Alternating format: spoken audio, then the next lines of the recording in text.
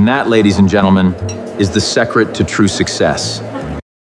Emma Chen was invisible for 2 entire years. Dull clothes, fake glasses, hair yanked into a tight bun. Nobody at the office knew her name, not even the arrogant tech billionaire she worked for every single day. Then, at a gala at the plaza, drunk on champagne and ego, he made a stupid bet in front of 50 investors. Someone yelled back, laughing, "If she can actually dance, you marry her." He said yes. Everyone laughed. Emma stood up and smiled. What he didn't know, that boring little secretary was hiding a secret, one that was about to destroy him on live camera, in front of all of Manhattan's elite. She took off her glasses, let her hair down, asked the band for one specific song, and then... Now the video has millions of views. His mother is planning the wedding. Page 6 is camped outside his door. And the invisible secretary he ignored for 2 years, she's about to make him beg, and this is going to be delicious. Hi, I'm Rowan. A special shout out to those of you watching Book 1 for free here on the My Stories platform, completely ad-free and uninterrupted. Chapter 1. The Invisible Secretary. The ballroom at the Plaza Hotel shimmered like a scene lifted straight from Fitzgerald's pages. Crystal chandeliers throwing fractured light across the room, towers of champagne glasses catching the glow, and guests draped in the kind of wealth that came stitched into their bones. At the heart of the crowd stood Blake Morrison, a flute of Dom Perignon in one hand, and the other carving broad gestures through the air as he regaled a ring of investors with the tale of his company's latest raise. "500 million, he announced, letting the figure linger like a medal pinned to his lapel. Not bad for a kid from the Upper East Side, but you get the idea. The group laughed right on schedule. Blake had perfected this routine. The effortless CEO, the wunderkind who'd spun his tech startup into Manhattan's freshest unicorn. 34 years old, and the world had already handed him everything worth wanting: a fortune, influence, a penthouse overlooking Central Park, and a revolving cast of model girlfriends who photographed beautifully beside him at nights like this one.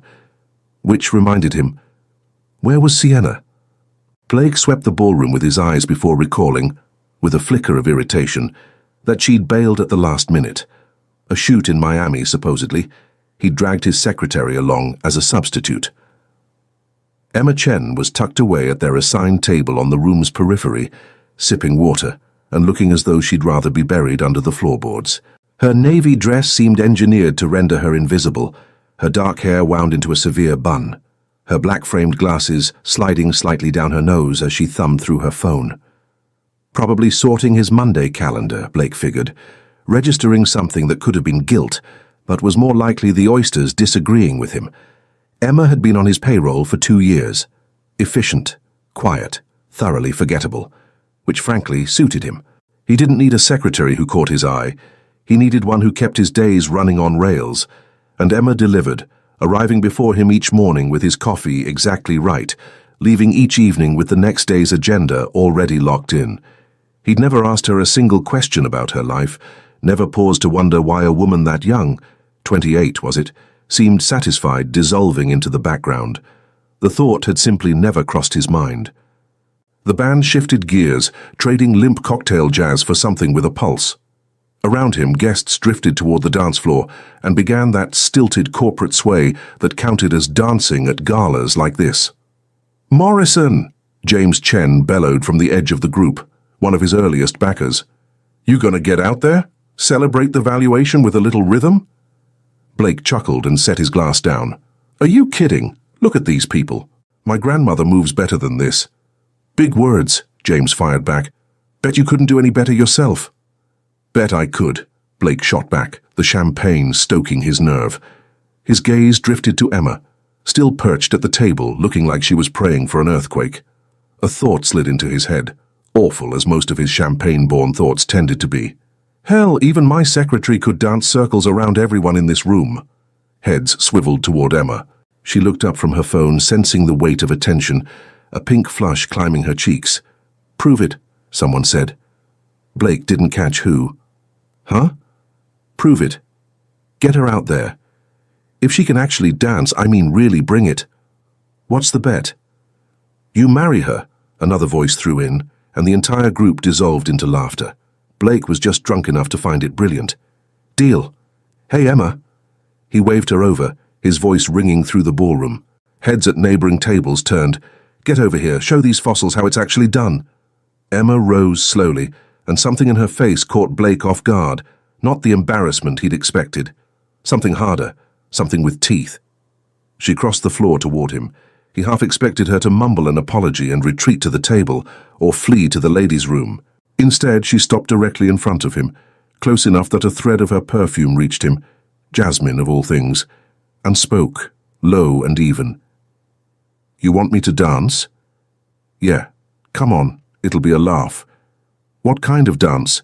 Emma cut in, her voice steady as a held note. Blake blinked. "What? What kind of dance would you like, Mr. Morrison?" She pivoted toward the band with that same unnerving composure. "Do you know Fever?"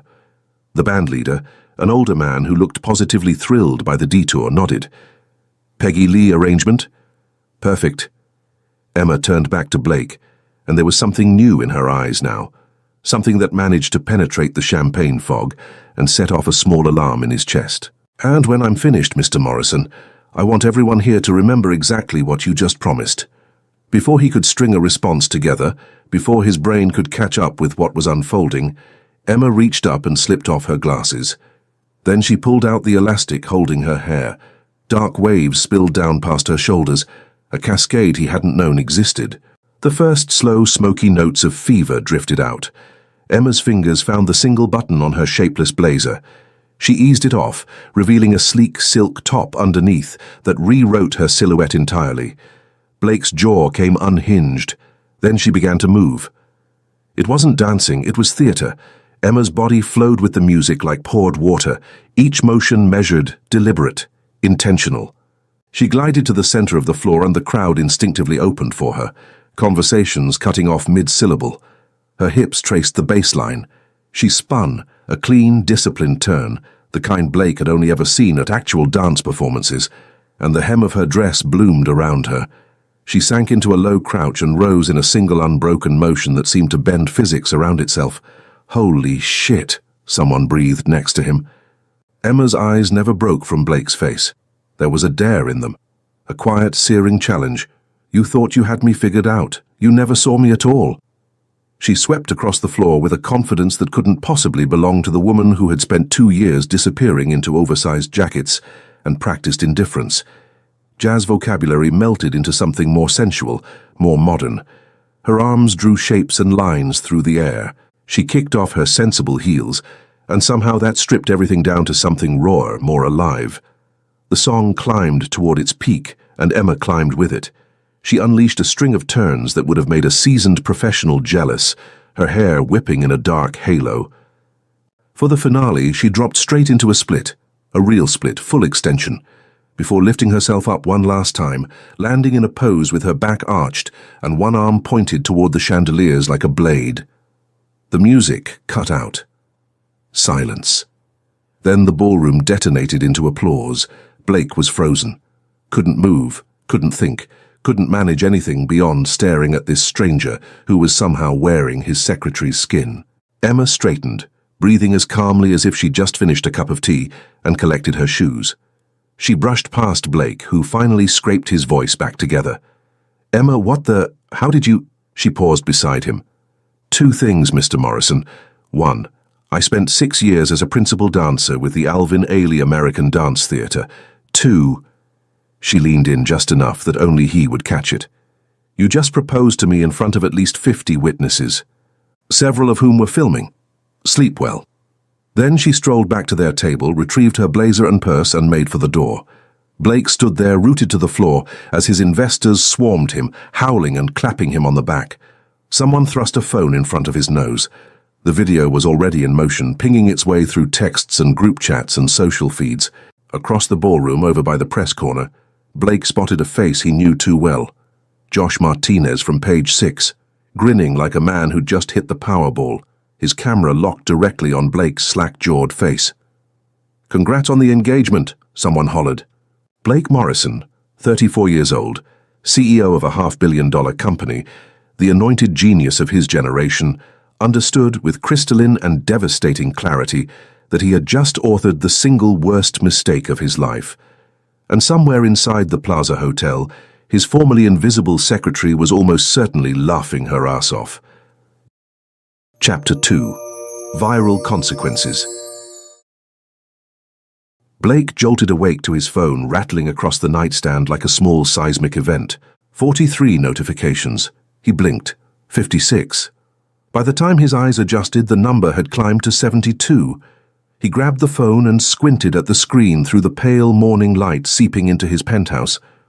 The first message sat at the top of the stack from his mother, which at 7 in the morning on a Saturday never preceded good news.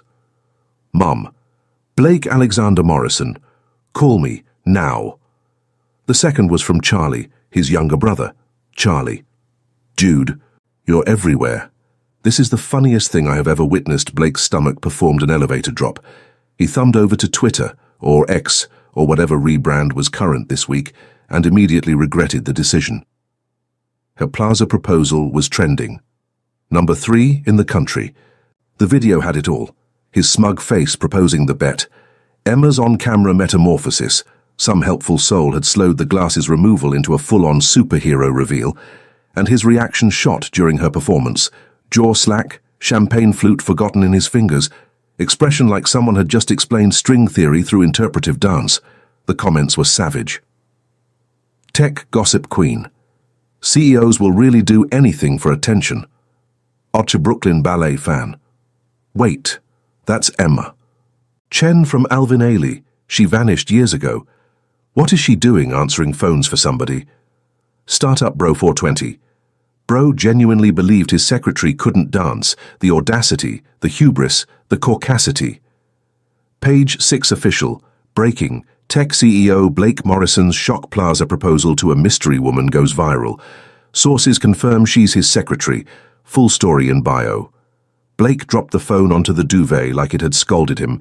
This wasn't just bad. This was apocalyptically bad. He should be calling his PR team, his lawyer, his mother first and foremost. Instead, he found himself pulling up YouTube where someone had already posted an extended cut. Blake watched it 3 times in a row, transfixed. The fluidity, the command, the raw artistry of it. How had he missed this? How had he shared an office with this woman for 2 years and somehow never clocked that she was, what? Stunning, gifted, a completely different human being than the one he'd catalogued in his head. He dragged his hands down his face. The champagne hangover was punishing him, but that wasn't the source of the ache. The real problem was harder to swallow. He'd been an asshole, an epic, shameless, inexcusable asshole. The phone rang. Charlie. Don't start with, I told you so, Blake said. I told you so. Charlie whooped. Oh my God, Blake, this is the greatest thing that's ever happened. You're a meme. Multiple memes. There's a TikTok trend where people are reenacting your face when she started dancing. It's officially called the Morrison moment. Please end me. Can't. Wedding to plan. Which reminds me, when were you going to mention to the family that you're engaged? I'm not engaged. Twitter disagrees, so does Mom. She's currently designing the engagement party. Good luck with that one, by the way. A second call beeped through. His mother. Charlie, I have to... Face the music? Yeah, you do. This is what happens when you're a smug prick at black tie events. Personally, I am living for this. Team Emma, forever. You don't even know her. I know she humiliated you in front of Manhattan's finest, and honestly, that's resume enough. Later, bro. Try not to break the internet any more than you already have. Across the river, in her small apartment in Astoria, Emma Chen sat on her couch and stared at her phone in a daze that hovered somewhere between horror and helpless laughter. She'd gone viral. Not ordinary viral. Algorithm sweetheart viral. The video had racked up millions of views across every platform that mattered. Her Instagram, private, essentially abandoned, had 847 pending follow requests. Someone had spun up a fan account called Emma Can Dance that had already cleared 100K followers. Her phone rang. Priya, best friend, former colleague from her dance days. Emma Chen! Priya shrieked before Emma could so much as breathe into the receiver. You have been holding out on me. Priya, I can explain. You work as a secretary. For that guy?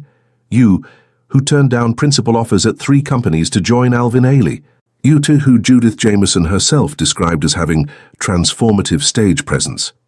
Emma sighed and curled her knees up to her chest. The back injury ended it, Pry. You know that. I needed steady income, health insurance, something that wouldn't break my body any further. So your solution was to become invisible?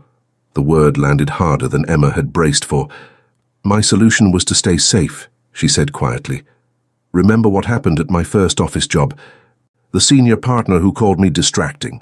The clients who couldn't take me seriously because I looked too young, too approachable. So I built a shell. Dull clothes, fake glasses, bare face. It worked. Blake respected my work precisely because he never saw me as anything beyond useful. Until Friday night. Until Friday night, Emma echoed, the smile pulling at her mouth despite her best efforts. Did you see his face? Girl. The world saw his face. It's already a meme format. POV, you realize you've screwed up. Priya paused. So what's the move now? You can't go back to being invisible after a performance like that. Emma studied her reflection in the dark TV screen. She'd showered, scrubbed the makeup off, pulled her hair back into its usual austere shape. Part of her wanted nothing more than to crawl back into obscurity and pull the door shut behind her. But another part, the part that had lived 6 years on stage, that came alive in the moment when music and movement fused into one thing, hadn't felt this awake in 2 years. I guess I'll know on Monday, Emma said. Monday didn't arrive. It detonated. Emma walked into the Soho office at 8:45, 15 minutes later than her usual, a small, satisfying act of defiance, and knew instantly that something was off. The normally half-asleep reception area was mayhem. Security was turning away people with cameras. Marcus, the receptionist, caught sight of her and went pale with relief. Emma, thank God. Mr. Morrison's been asking for you every 5 minutes. Also, there are journalists camped outside. Also, and I feel weird saying this, congratulations on your engagement. Emma groaned and made for the elevators, ignoring the hum of whispers and sidelong glances from colleagues in the lobby.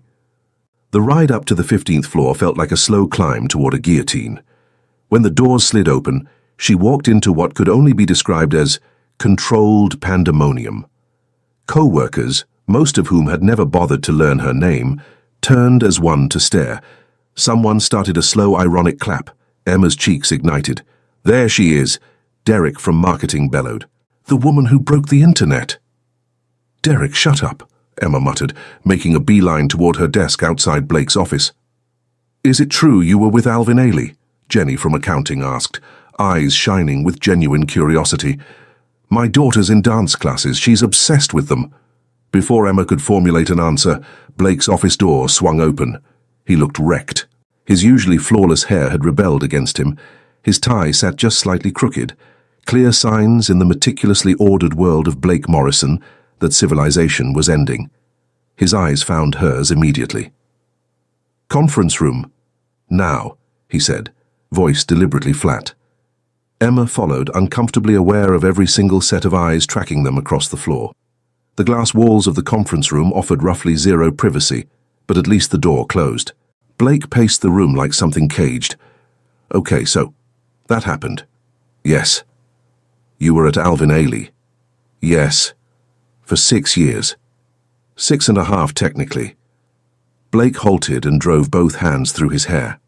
Why didn't you tell me? Something sharp twisted behind Emma's ribs.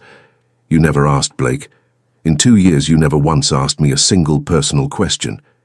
You didn't even know my birthday until last month, when I had to formally request the day off. He flinched. That's fair. That's more than fair. I've been an asshole. Yes. Emma. My name is Emma Chen. I'm 28.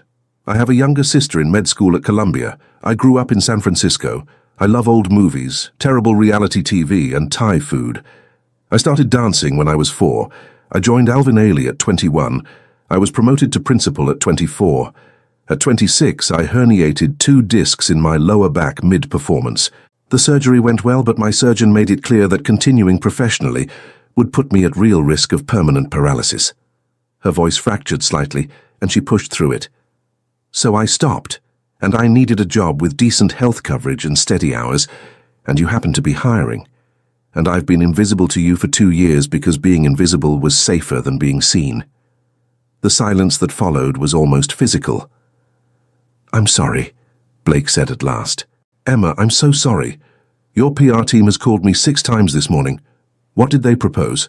Option A, issue a statement. Call it a joke that got out of hand. Or," Emma pulled out her phone and tapped over to her notes. "Option B, fake engagement for roughly 3 months until the media gets bored. Show up to a few events, look appropriately smitten, then announce a quiet split. Minimal damage on both sides." Blake's jaw tightened. "And option C?" "There is no option C. There is now." He pulled out a chair across from her and sat, and for the first time Emma saw something that looked real in his face, something close to vulnerability, maybe fear. Option C.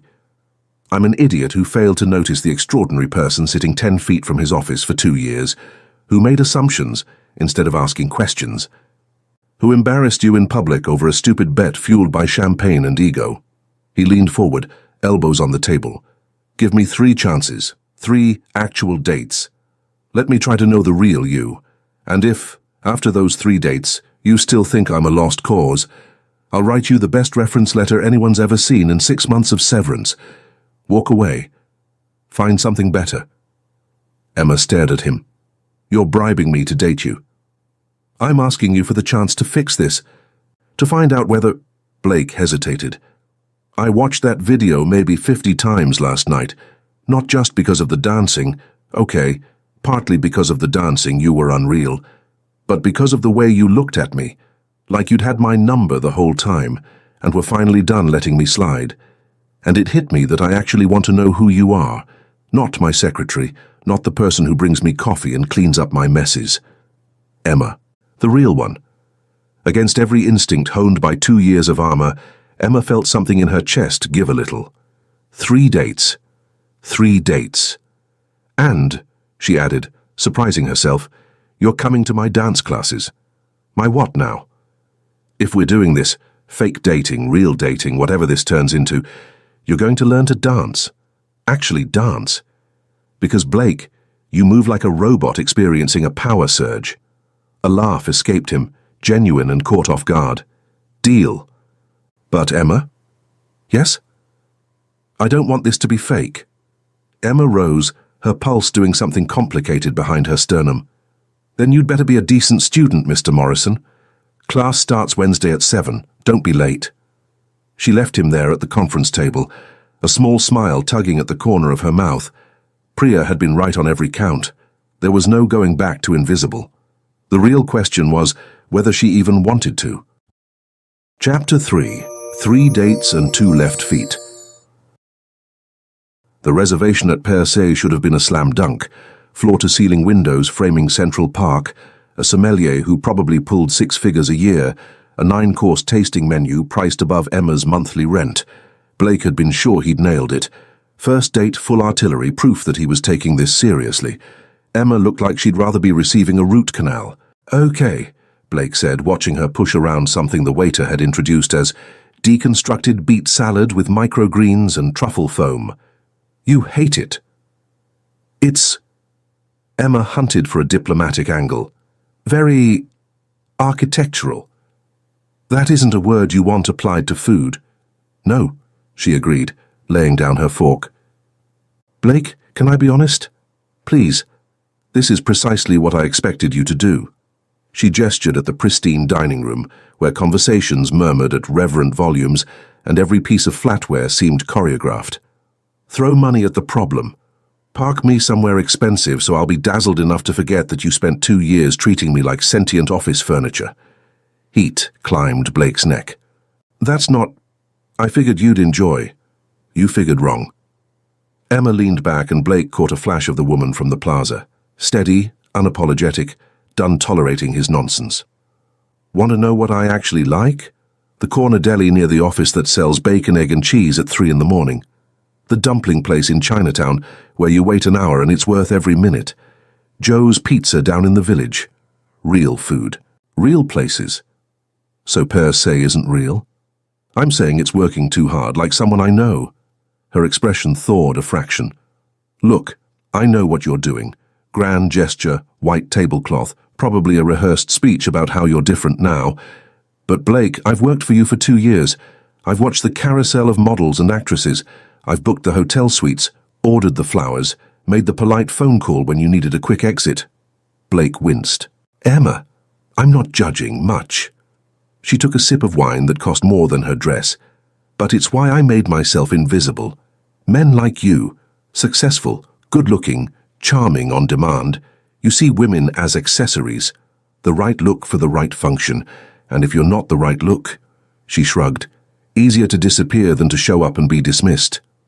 The words landed like a punch to the sternum. Is that genuinely what you think of me? It's what I know of you, Emma corrected. The question is whether you're actually trying to change, or whether this is just another bit. Blake Morrison, reformed playboy. Try-out season for sincerity. Blake set his glass down harder than he'd meant to. You know what, you're right, this was a bad idea. Let's go. Emma blinked. Excuse me. Come on. He was already on his feet, pulling out his wallet and dropping his black card on the table, more than enough to cover the bill with room to spare. We're leaving. Blake, we haven't even finished the overpriced, overthought food. Good, I know a place. 20 minutes later, they were sitting on a bench in Washington Square Park, splitting a pie from a corner joint, watching a street performer attempt to juggle on a unicycle with middling success. This is better, Emma admitted between bites, a lot better. Yeah, turns out you had me pegged, I was trying too hard. Blake wiped grease off his fingers with a flimsy napkin. For whatever it's worth, the conveyor belt of models, it wasn't... He struggled for the words. After my ex-fiancée, I sort of checked out. Emotionally, I mean. It was easier to date women I didn't have to care about. Women who didn't expect anything real. Emma looked at him, startled. You were engaged. 3 years back. Madison Hartley, of the Hartley Hotels Hartleys, perfect on paper. Right background, right network, understood the lifestyle. Blake's eyes dropped to the pizza box. Turned out she was also sleeping with my former best friend and business partner. I found out when I came home a day early from a conference. Blake, Don't. I'm not telling you for sympathy. I'm telling you because you have every right to be skeptical. I haven't exactly been boyfriend material since. He met her eyes. But Emma, what you did at the plaza, that wasn't a model playing a part. That was real. You were real. And I haven't stopped thinking about it. About you, since. Emma was quiet for a beat, watching the juggler finally catch all 5 pins. 2 years, Blake. You didn't see me for 2 years. I know, and I can't undo that. But I'm asking for the chance to see you now. Actually see you. A half smile. Even if you've decided I'm a sarcastic mulherengo asshole, your Portuguese is atrocious. My secretary never taught me any, too busy being invisible. Emma laughed despite herself. Okay, 1 date down, 2 to go, but tomorrow, your first dance class. And Blake, a wicked grin. I'm not going easy on you. The Harlem studio wasn't what Blake had pictured. No mirrors lining every wall, no pristine hardwood, just a converted warehouse space with scuffed floorboards, exposed brick, and a sound system that had probably been vintage when he was in grade school. Emma transformed the second she walked in. The slightly guarded woman from the previous night evaporated, replaced by someone entirely at home. She folded Miss Joyce, the studio's 70-something owner, a former Ailey dancer, into a warm hug, then dropped into stretches with the kind of unself-conscious grace that came from doing it 10,000 times. Blake, rented workout clothes fitting strangely, felt like a tourist. All right, Emma said, coming back to him with a smile that made his stomach do something complicated. We're starting with basic salsa. Fun, social, fairly simple. Fairly, for people with rhythm. She gave him a skeptical once-over. We'll find out. Her skepticism was justified. Blake had coordination in boardrooms, on basketball courts, on ski slopes. But dancing, as it turned out, was a language his body flat-out refused to speak. Left foot forward, right foot in place, left foot together, Emma instructed for the 5th time. It's literally 3 steps, Blake. I know the steps. My feet won't cooperate. Your feet are fine, your brain is doing too much. She moved in closer, placing one hand on his shoulder, the other sliding into his. Feel the music. It's just the rhythm. 1, 2, 3, 1, 2, 3. Blake tried. He genuinely tried. But he was hyper-aware of her closeness. That trace of jasmine again, the warmth of her palm in his, the coiled strength in her frame from years of training. When he was supposed to be counting, he was cataloguing the exact shade of brown in her eyes. Blake, you just stepped on my foot. Sorry, I'm not. 3 times in 2 minutes. That might be a personal best. Maybe you're a terrible teacher. Blake shot back, exasperation leaking through. Emma's eyebrows climbed. Oh, really? I'm just saying, if you explained it better. Explained it better. Blake, I've coached professional dancers. The teaching isn't the problem. The problem is you can't shut your head up long enough to hear the music. She dropped her hands and stepped back. You know what? Let's try this differently. She crossed to the sound system and swapped the track for something slower, smokier, steeped in jazz. Then she simply started dancing, not demonstrating, just moving. Her body rolled and swayed with the music, fluid, unforced, alive. Blake watched, hypnotized. See? Emma said, still moving. Dancing isn't about hitting perfect marks. It's about letting go, feeling instead of thinking. She held out a hand. Stop trying to control everything. Just move with me. Blake took her hand. This time he stopped counting, stopped worrying about where his feet belonged. He just followed her lead, let her steer him through the motions. He still wasn't good. He stepped on her foot at least once more, but something in him shifted. For brief, startling seconds they moved together, and Blake understood why Emma had built her life around this. Better, Emma said softly, and Blake realized they'd drifted very close. Her hand rested on his chest, his at her waist. They'd stopped moving. The music played on without them. Emma? She stepped back fast. That's enough for today. Same time next week. Wait, what about date 2? Emma grabbed her bag, not quite meeting his eyes. You picked this one. Surprise me. But Blake? She finally looked up, something guarded behind her expression again. No more expensive restaurants. I want to see who you actually are, not the version you think you're supposed to be. She left him standing in the middle of the studio, slightly sweaty, thoroughly rattled and certain of exactly one thing. Emma Chen was going to take his carefully constructed life apart, piece by piece, and he was starting to suspect he wanted her to. Date 2 landed 3 days later. Blake spent those 3 days in a low-grade panic, second-guessing every idea he floated. In the end, he texted Emma an address in the East Village and told her to meet him at 8. She arrived in jeans and a simple black top, her hair loose, almost no makeup. Blake had never seen her more beautiful. An open mic night? Emma took in the dive bar's flickering neon sign with surprise. You said you wanted real. My roommate and I used to come here in college, before the startup, before the money, when I was still figuring myself out. Blake held the door for her. Fair warning, the acts range from mediocre to actively criminal. Inside was loud, crowded, and perfect. They wedged themselves into a small table near the back, while a guy with a ukulele mangled a Radiohead song on stage. This is painful, Emma whispered. I know, Blake whispered back. But look at how happy he is. Emma laughed, really laughed, and Blake felt disproportionately proud of having caused it. They ordered beers and overpriced nachos. They heckled bad slam poetry under their breath. They argued quietly over whether the girl doing acoustic covers was brilliant or just loud.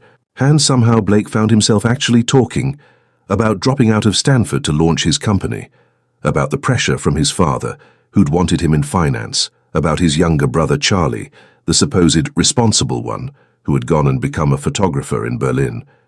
I built the life I thought I was supposed to build, Blake admitted during a lull between acts. The successful company, the right image, the optimal version. But somewhere along the way I stopped checking whether it was actually the life I wanted. Emma studied him. And is it? Parts. I love what we're building. The tech is genuinely good. But the rest? He gestured vaguely.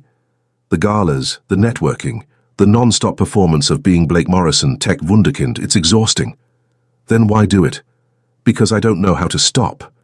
Because it's easier to keep performing than to find out who I'd be without the costume. He looked at her. Until you showed me what it looks like when someone's actually brave enough to be real. Her expression softened, but before she could answer, the MC's voice cut through the room. Next up, we've got Emma Chen, you in the house. Emma's eyes went wide. Blake grinned. Surprise.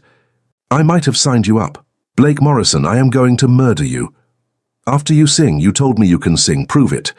For a second, Blake genuinely thought she might flip the table.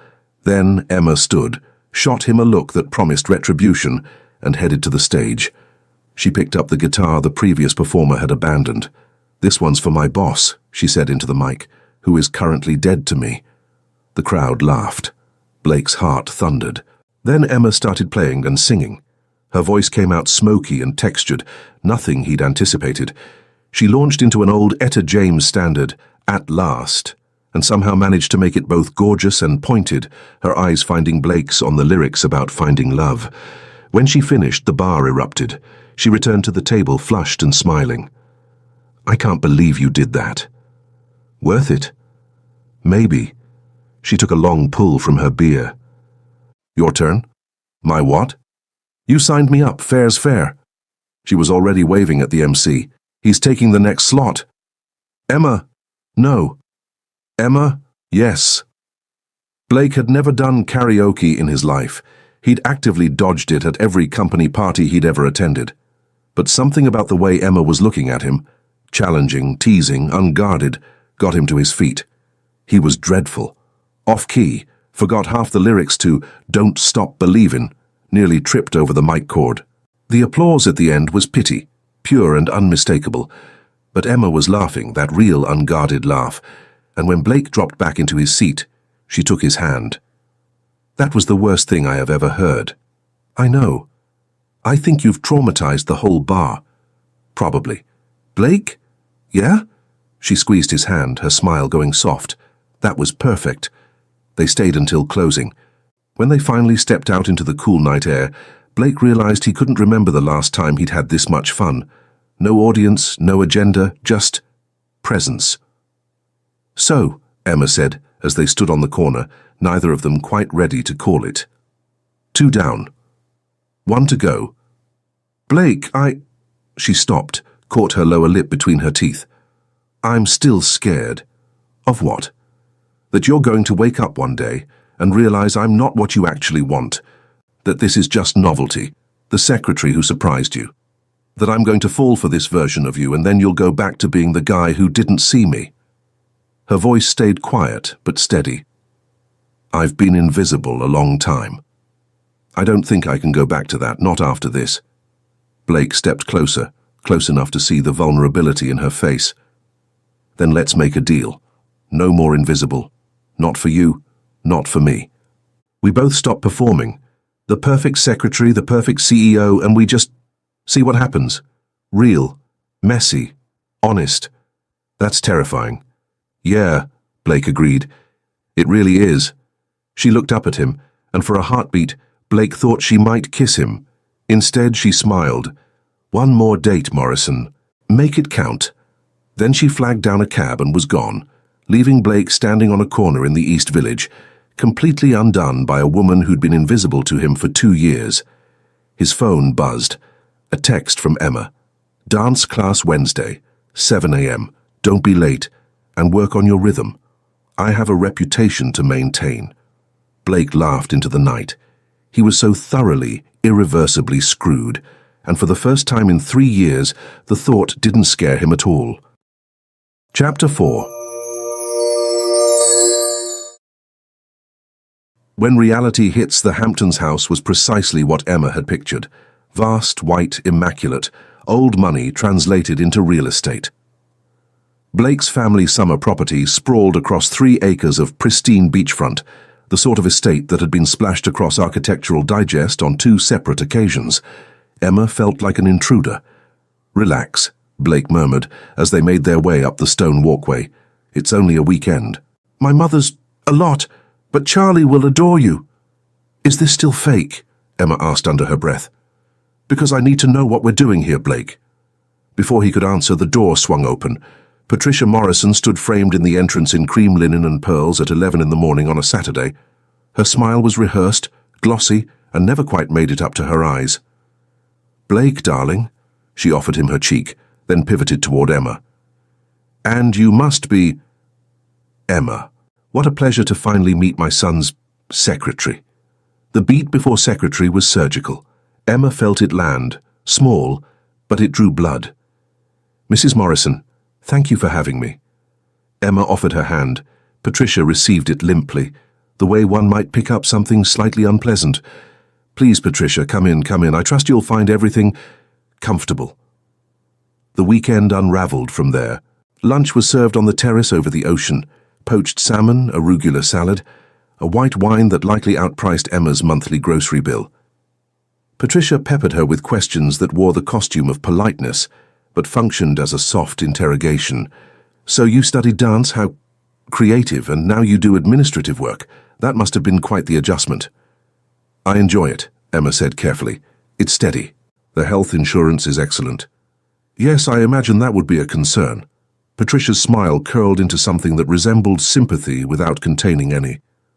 "Blake's father always insisted one should marry for love, of course, but it does become so much easier when there's also compatibility, shared worlds, shared expectations." Blake's jaw clenched. He said nothing. Something cold settled in Emma's stomach. Charlie Morrison blew in that afternoon like weather, all energy, real warmth and zero varnish. 30 years old, he was the photographic negative of his brother, tousled hair, paint-flecked jeans, a camera slung around his neck like another limb. "You're Emma." He grabbed her in a hug before she had time to brace. "The woman who broke the internet and my brother's brain. I am officially obsessed with you." "Charlie," Patricia said sharply, "manners." "That was my manners, Mom." "You haven't seen me rude." He winked at Emma. "Come on, let me show you the parts of this mausoleum that don't suck." As they walked toward the shoreline, Charlie dropped his voice. "Don't let Mom get under your skin. She's just furious Blake didn't fall for someone out of the social register." "We're not," Emma started, then stopped. "It's complicated." "Yeah, I saw the video. Looked pretty uncomplicated to me." "He was watching you like you'd personally invented the moon." Charlie raised his camera and caught a wave mid-break. Blake spent his whole life auditioning for the role of perfect Morrison's son. Perfect grades, perfect company, perfect relationships with the appropriate women. You're the first thing he's chosen on his own. Mom can't forgive that. Emma glanced back at the house. Blake stood on the terrace, deep in conversation with his mother. Even at this distance, she could read the tension riding his shoulders. "He doesn't defend me," she said quietly. "Not really. He gets uncomfortable, changes the subject, but he never actually stands up." Charlie's face sobered. "Then make him. Blake needs someone who won't let him hide behind good manners. That's what killed his last engagement. Madison wanted the performance, not the guy underneath. If you want the real Blake, you're going to have to fight for him to be real." Dinner was a slow-motion car crash. Patricia had summoned neighbors, the Vanderbilts, family friends who'd known Blake since he was in diapers. The conversation orbited people Emma didn't know, places she'd never set foot in, a world she would never truly belong to. "Emma, dear," Patricia said over dessert, her voice pitched to carry the length of the table. "I've been thinking, should things between you and Blake continue? Surely you'd want to pursue something more suitable than secretarial work. The Morrison Foundation is always looking for volunteers. Charity work can be so fulfilling." The table fell silent. Every pair of eyes swung toward Emma. Blake opened his mouth. Emma got there first. "With all due respect, Mrs. Morrison, I'm not sure I want to be a Morrison at all." Patricia's fork froze halfway to her lips. Blake looked as though he'd been slapped. Charlie buried a grin in his napkin. "What I mean," Emma continued, heart hammering but voice holding, "is that Blake and I are still working things out. And even if we weren't, I like my job. I'm good at it. I worked hard to rebuild my life after dance, and I'm not ashamed of any part of it. If being a Morrison means pretending I'm something I'm not, then being a Morrison isn't for me." Patricia's face glaciated in real time. "I see. Blake, Perhaps you and your guest ought to have a more thoughtful conversation about your future. Emma pushed back from the table. Excuse me, I need some air. She walked out of the dining room, through the house, straight across the lawn to the beach. The sand was cool beneath her bare feet, the surf loud enough to drown out the pounding in her chest. Footsteps behind her. Blake. Emma, wait. Why didn't you defend me? She wheeled on him. Not once this entire weekend have you actually stood up for me. Your mother implies I'm a gold digger, and you look uncomfortable. She suggests I need to be more suitable, and you go quiet. You asked me to be real with you, Blake, but you refuse to do the same. My mother is difficult, your mother is cruel, and you let her be. You tell me you're falling for me, but you can't even tell her I matter. Emma felt tears starting and refused to let them out. I've been invisible my entire professional life. I made myself small so men would take me seriously. And I really thought you saw me differently, but you don't. You just see a version of me that can slot into your world without making trouble. That's not fair, isn't it? Blake, you're still performing. It's just a different role. The dutiful son, the appropriate Morrison. You want me to be real while you hide behind family obligation and good breeding. Her voice fractured. I can't do this. I can't fall for someone who's ashamed of me. I am not ashamed of you. Then why do you act like you are? Emma pulled out her phone. I'm calling an Uber.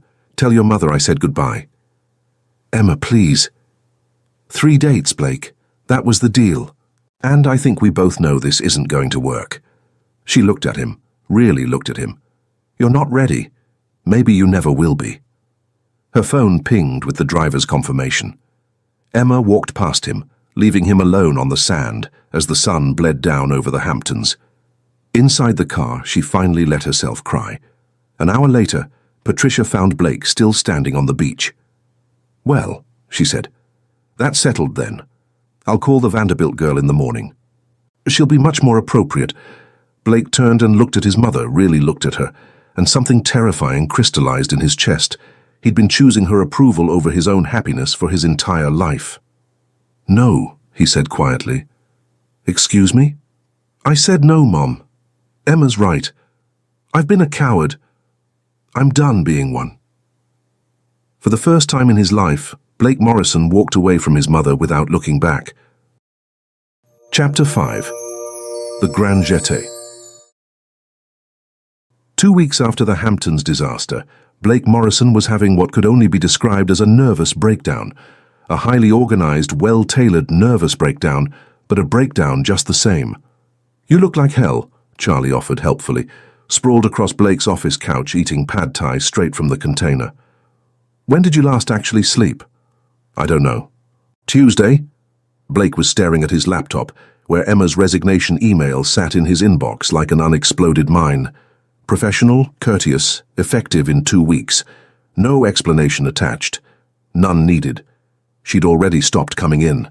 Her replacement, Margaret, was 65, alarmingly efficient, and addressed him as Mr. Morrison, in a tone that implied he was a disappointment she was patiently enduring. Blake missed Emma so badly it felt physical. How you know what you need to do, Charlie said through a mouthful of noodles. Respect her decision and rebuild my life with dignity? Absolutely not. You need a grand gesture, a big, stupid, cinematic, romantic gesture. This is rom-com 101, Blake. This is real life, not a movie. Real life is tedious. Movies are where people actually fix their mistakes in entertaining ways. Charlie aimed his chopsticks at his brother. The Morrison Foundation Gala is tomorrow night. Mom is strong-arming you into giving the speech. Perfect setup. Perfect setup for what? Public humiliation, part 2.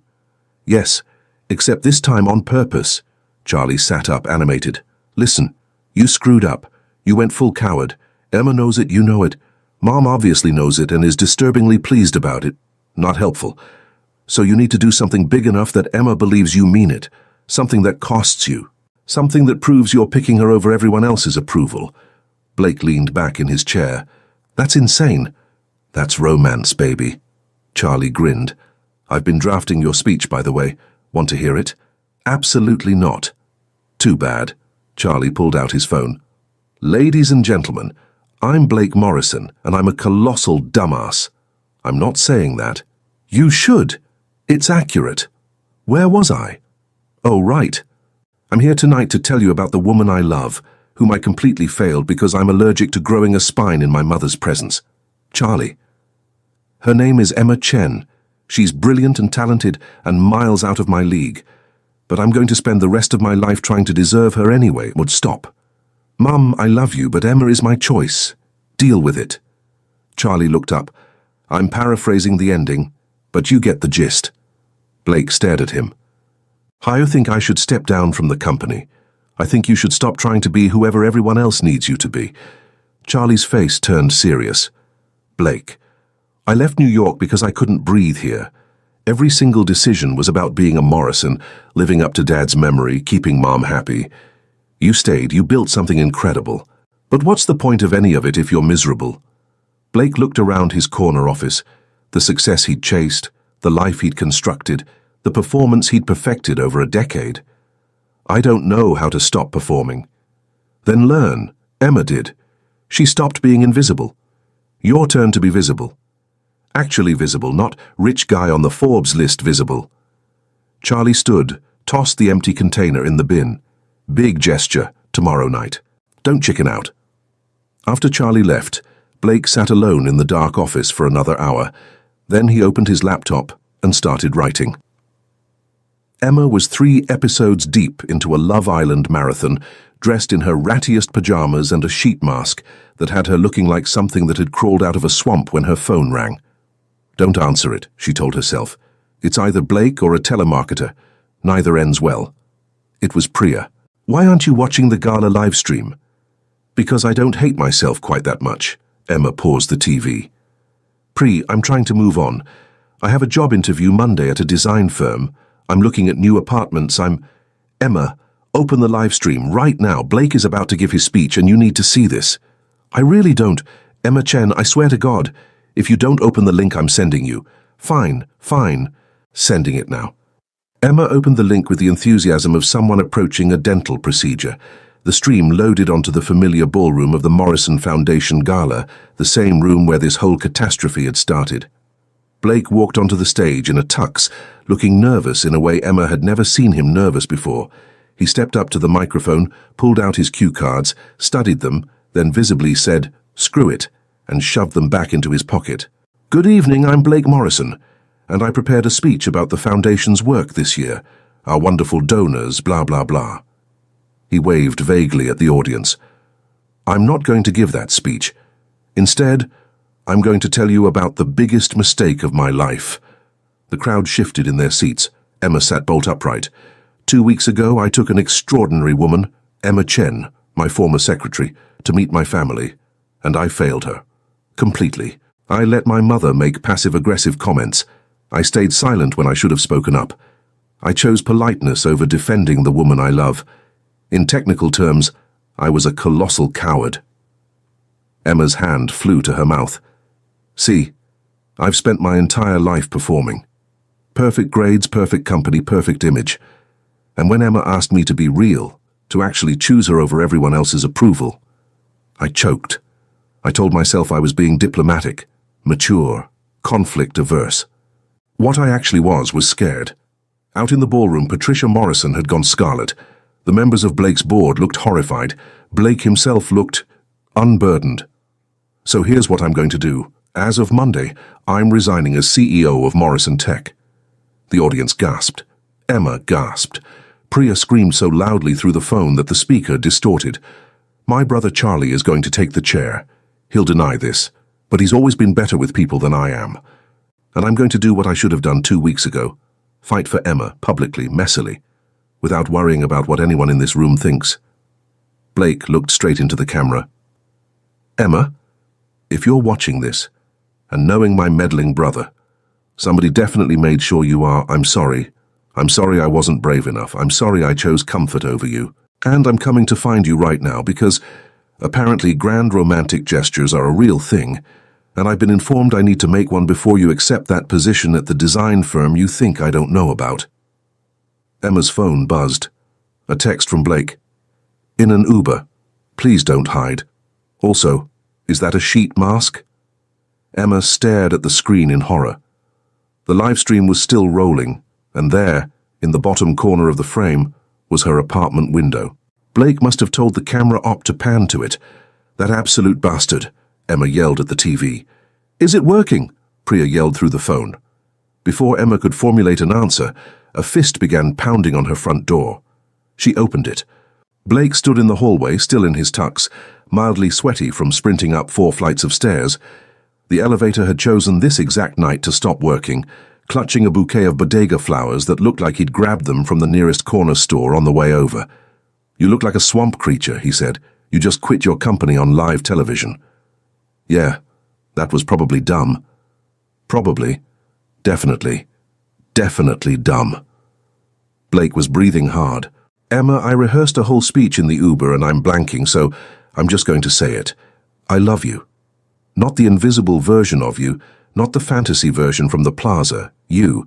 The real, complicated, talented, scary, smart woman who calls me on my nonsense and makes me want to be a better person. Blake, I'm not done. I didn't quit because of you. I quit for me. You just gave me the push I'd been needing for years. Charlie's been begging to run the company for a decade. I want to do something else. Arts education, non-profit maybe, I don't know yet, but I know I want to figure it out alongside you. If you'll have me. Which, given the sheet mask and the sad pajamas, is looking like a long shot, but... Emma kissed him. The sheet mask made it awkward and mildly slimy. Blake's very expensive tux was now smeared with whatever hydrating essence the mask was slathered in. Her phone was still connected to Priya, who was screaming encouragement from the couch cushion where she'd landed face down. When they pulled apart, Emma was laughing. You're out of your mind. You can't quit your company for me. I didn't quit for you. I quit because of me. You just finally gave me the shove I needed. Blake moved to touch her face, then immediately regretted it when his hand came away smeared with green gel. Emma Chen, will you... If you propose to me while I'm wearing this sheet mask, I'm saying no out of principle. Go on a 4th date with me? Blake finished, grinning. I was going to say date. The proposal comes later. I have a whole plan. There may be a flash mob involved. Please tell me you're joking about the flash mob. Depends. Does a flash mob make it a yes or a no? Hard no on the flash mob. Then I am absolutely joking. Blake pulled her closer. So, 4th date? No expensive restaurants, no family functions. Just us being honest and probably extremely awkward. Emma pretended to weigh it. One condition. Name it. You're coming to dance class, 3 times a week. And Blake? She grinned wickedly. I'm not going easy on you just because we're dating now. We're dating now? You just quit your company and humiliated yourself on a live stream. We are absolutely dating now. Emma tugged him inside. But first, you're helping me get this sheet mask off because it's starting to burn and I may be having an allergic reaction. That's disgusting. Welcome to real life, Morrison. It's messy and gross and nothing like the movies. Blake looked at her, really looked at her, sheet mask and sad pajamas and all, and couldn't remember ever being this happy. I wouldn't want it any other way. From the phone, still connected. Priya approves. Also, Emma, check your window. The live stream is still showing your apartment. You're trending again. Emma and Blake glanced toward the window. Sure enough, a small crowd had gathered on the sidewalk below, phones out, clearly having followed the live stream straight to her building. We should probably close the curtains, Blake said. We should probably move, Emma countered. We should probably get this off your face before it dissolves it. Turns out romance isn't dead after all, Emma laughed, dragging him toward the bathroom. Outside, the crowd cheered. Priya posted the photograph that would break the internet for the 2nd time in 2 months. Blake Morrison and Emma Chen, silhouetted in the window, unmistakably kissing, Emma still in her sheet mask. Caption: He's genuinely terrible at grand gestures, but A for effort. 3 months later. The small studio in Harlem was packed to the walls. Emma's new dance school, funded by Blake's non-profit and her own savings, was throwing its grand opening.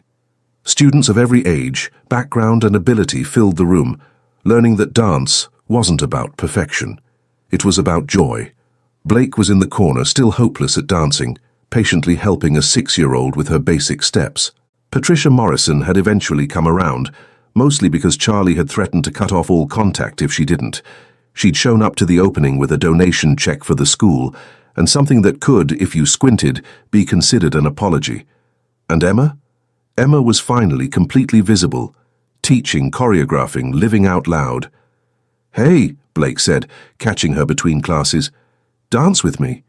"You're still terrible." "I know. But I'm your terrible dancer now." Emma took his hand and they moved together across the floor. Messy, imperfect, real, exactly as it was meant to be. Right now, exclusive romance stories and videos are being released that you definitely don't want to miss.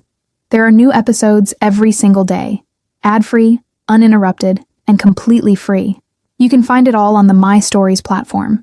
If you want to stay in the loop and check out the very best romance stories, I'm leaving the link to my platform in the first pinned comment below.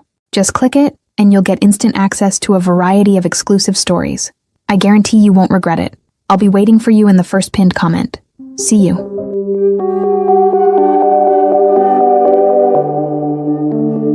I needed you to see.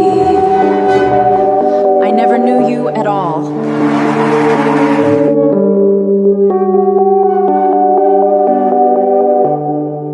I trust you remember your promise to the public, Mr. Morrison. It's time to keep it.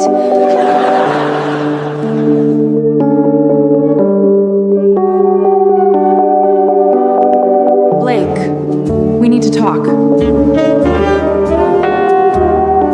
Well, look who it is. Right on time.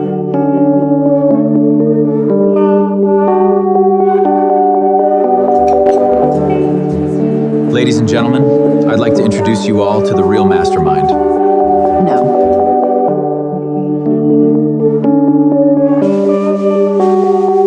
And that, ladies and gentlemen, is the secret to true success. He's so full of himself.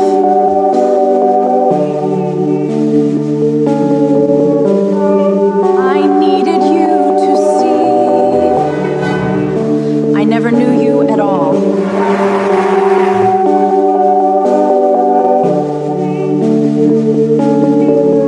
I trust you remember your promise to the public, Mr. Morrison. It's time to keep it.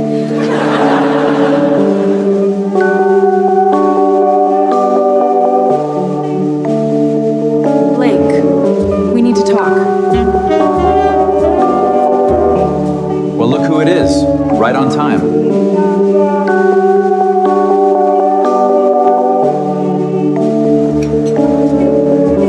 Ladies and gentlemen, I'd like to introduce you all to the real mastermind.